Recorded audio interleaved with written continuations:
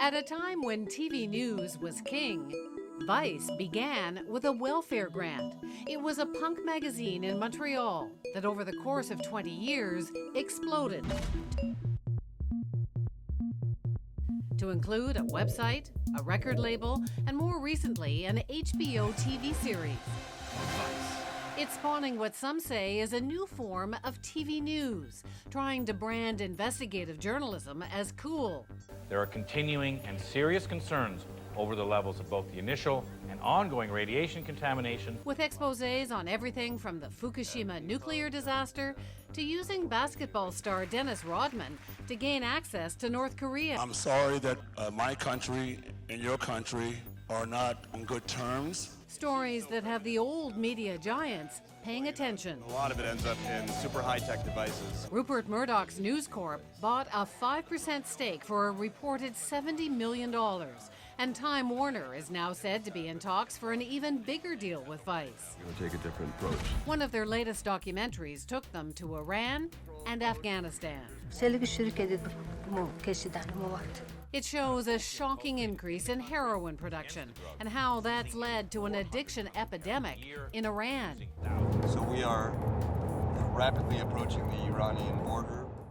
The idea of heroin out of Afghanistan is a story that's been told before. What was it that was so important for you to tell that it was worth risking your life for? Well, this year, as we know, America is pulling their troops out of Afghanistan.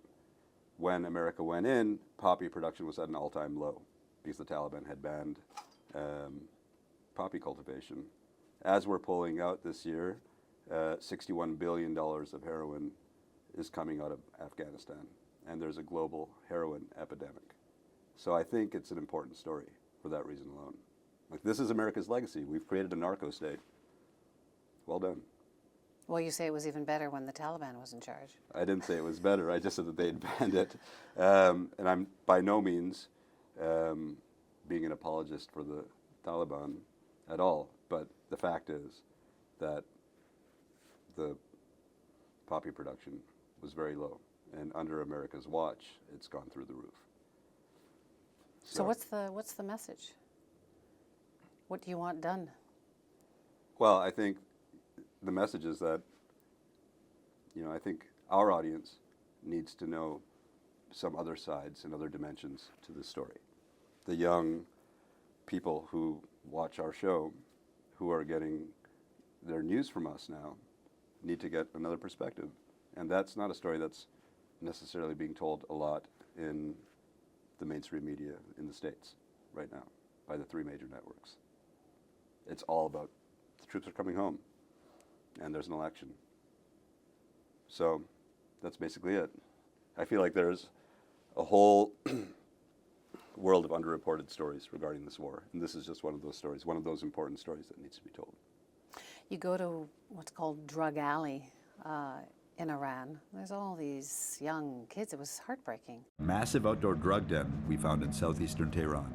We were tipped off that this is the area where all the junkies hang out. It's kind of an outdoor shooting gallery / open bazaar. Every morning, dealers come with a scale and a kilogram of heroin. You used to do heroin when you were younger. Like, what was that like, seeing It was not an easy shoot for me, both on the Afghani and the Iranian side. It's tragic to see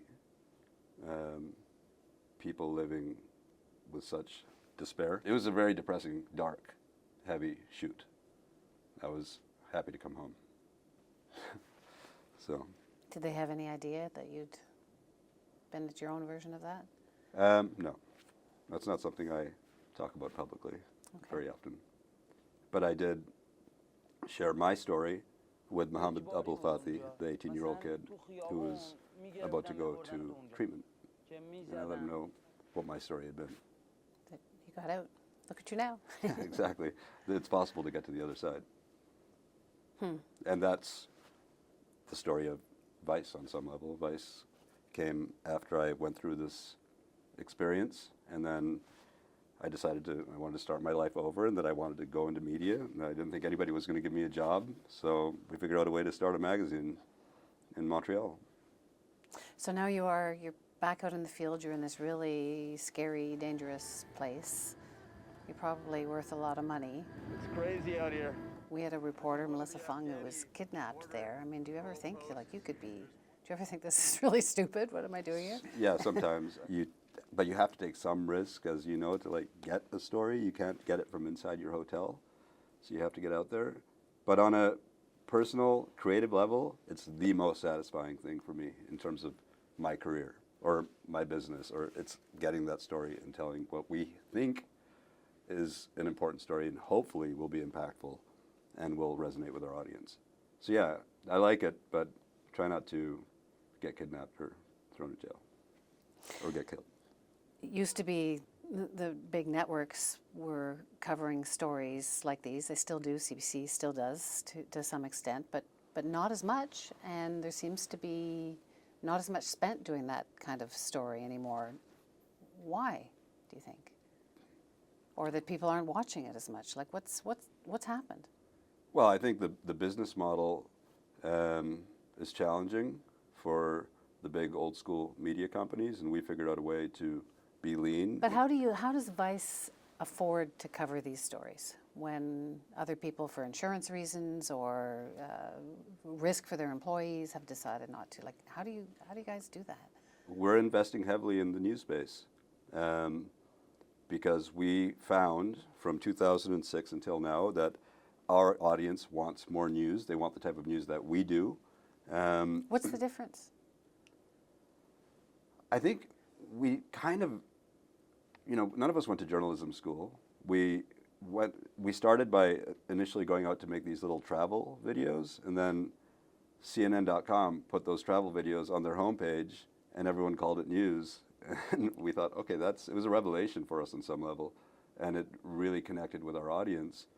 And it was proof that young people in America or in the Western world still care about news. And the executives at the big media companies, a lot of them were thinking that the kids don't know what's going on in the world. They're probably looking at their own kids who are watching too much MTV and too much Pimp My Ride or whatever it is, and saying the kids don't care. And they're looking at their own kids and saying, our kids don't know what's happening in the world. So they came to us. They said, if we gave you some money, like, what would you do with it? And we said, we would do 60 Minutes meets Jackass, like to speak their language. It's kind of like that Jaws in space pitch for Star Wars. So it worked and it connected, and they gave us a little bit of money. And we did the Vice Guide to Travel, which was, I went to the gun markets of Pakistan and just did a little thing. And my partner Shane went to Bulgaria and talked about dirty bombs.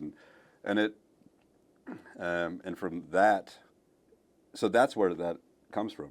You've sold a percentage to Rupert Murdoch's company. You're in negotiations with Time Warner. So how do you stay raw? Well, we are a privately held company, and we own the majority of this company and are in complete control, but creatively and on a business level. And look, it's a good question, and I think. Wouldn't you back in 1994 if you saw that you were taken over by Rupert Murdoch and maybe? But we're not taken over by Rupert Murdoch. Or influence had his money in your back pocket. There's no influence. Wouldn't you think? There's no influence of 21st Century Fox on Vice Media. They own a 5% minority stake. And of Time Warner, there's talk about them buying in for lots and lots and lots of big bucks. I mean, if that happens, doesn't that change you? Don't you then risk becoming what you didn't want to be? Are you accusing me of being the establishment? Yes. Isn't there a risk? Maintaining our voice and staying on brand for us is very important, and to not get diluted as we grow. And it's a challenge for any company that grows, and maintaining our culture, and we've done that to date and plan to continue doing that. Can you? I think we can. Yeah, we're doing it, and that's why everybody wants to do deals with us, because we're different than everyone else. Well, it was a great doc. Thank you. Yeah, it was really good. Well, thank you. I'm glad you took the time to watch it. Yeah, it's been a real pleasure to meet you. Thank you, Wendy. Thanks, Suroosh. Take care.